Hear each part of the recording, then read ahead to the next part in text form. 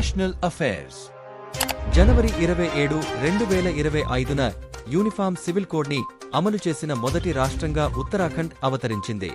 Electronic media విభాగంలో voter అవగాహన కోసం దూరదర్శన్ ఈసీఐ మీడియా అవార్డును గెలుచుకుంది.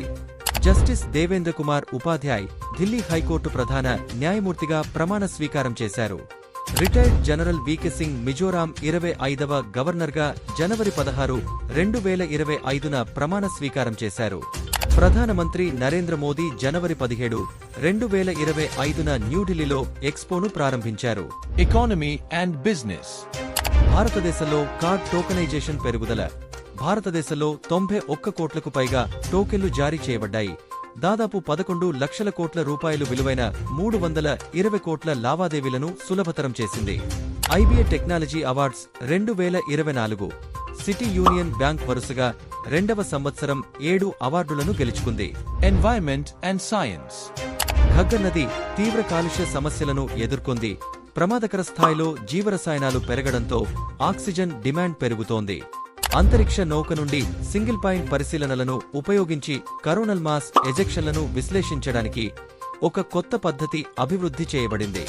మేఘాలయ సైంటిఫిక్ కోల్ మైనింగ్ కు షిఫ్ట్ 2 జిల్లాల్లో శాస్త్రీయ బొగ్గు గనులను ప్రారంభించడానికి కేంద్ర ప్రభుత్వం స్థానిక మైనర్లతో ఒప్పందాలపై సంతకం చేసింది. International Affairs.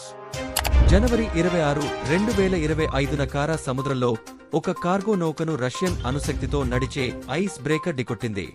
భారతదేశం అక్టోబర్ 31 నుండి నవంబర్ 27, 2025 వరకు ఫైడ్ చెస్ ప్రపంచ కప్ 2025కి ఆతిథ్యం ఇస్తుంది. Government Schemes and Policies. Andhra Pradesh ప్రభుత్వం వాట్సాప్ ద్వారా పాలనను మెరుగుపరచడానికి మన మిత్ర కార్యక్రమాన్ని ప్రారంభించింది. నేషనల్ క్రిటికల్ మినరల్ మిషన్ కీలకమైన ఖనిజాల వ్యూహాత్మక నిల్వను నిర్మించేందుకు నేషనల్ క్రిటికల్ మినరల్ మిషన్ని ప్రారంభించేందుకు కేంద్ర మంత్రివర్గం ఆమోదం తెలిపింది. Awards and Recognitions. 76వ గణతంత్ర దినోత్సవ పరేడ్ 2025 విజేతగా గిరిజన వ్యవహారాల మంత్రిత్వ శాఖ ఉత్తమ పట్టిక అవార్డును గెలుచుకుంది. జనవరి 30వ తేదీని ప్రపంచ నిర్లక్ష్యం చేయబడిన ఉష్ణమండల వ్యాధుల దినోత్సవంగా పాటించారు. Social Issues. అసేర్ నివేదిక 2024 కోవిడ్ అనంతర లెర్నింగ్ రికవరీలో ప్రభుత్వ పాఠశాలలు ప్రైవేట్ పాఠశాలలను మించిపోయాయని నివేదికను సమర్పించింది. షహీద్ దివాస్ లేదా అమరవీరుల దినోత్సవం 2025 దేశం కోసం తమ ప్రాణాలను త్యాగం చేసిన వారిని గౌరవించేందుకు జనవరి 30వ తేదీని అమరవీరుల దినోత్సవంగా పాటించారు. Miscellaneous Affairs. Bharat Ranbhoomi Darshan app. రక్షణ శాఖ మంత్రి రాజ్నాథ్ సింగ్ జనవరి 17, 2025న యాప్ను ప్రారంభించారు.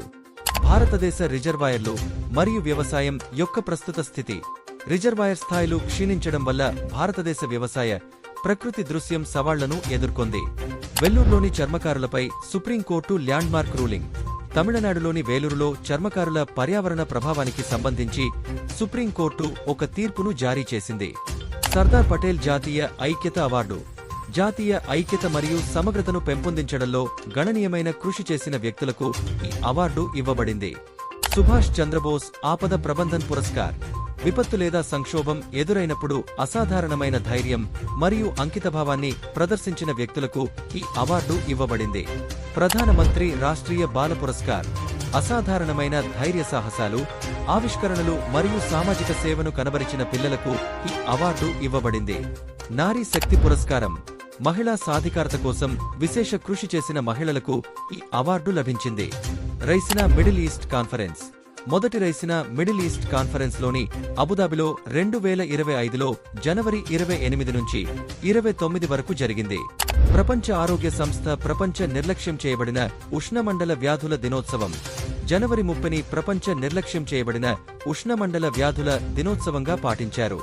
అంతర్జాతీయ విద్యా దినోత్సవం జనవరి 24ని అంతర్జాతీయ విద్యా దినోత్సవంగా పాటించారు. జాతీయ బాలికా దినోత్సవం జనవరి 24ని జాతీయ బాలికా దినోత్సవంగా పాటించారు. జనవరి 15ని ఇండియన్ ఆర్మీ డేగా పాటించారు.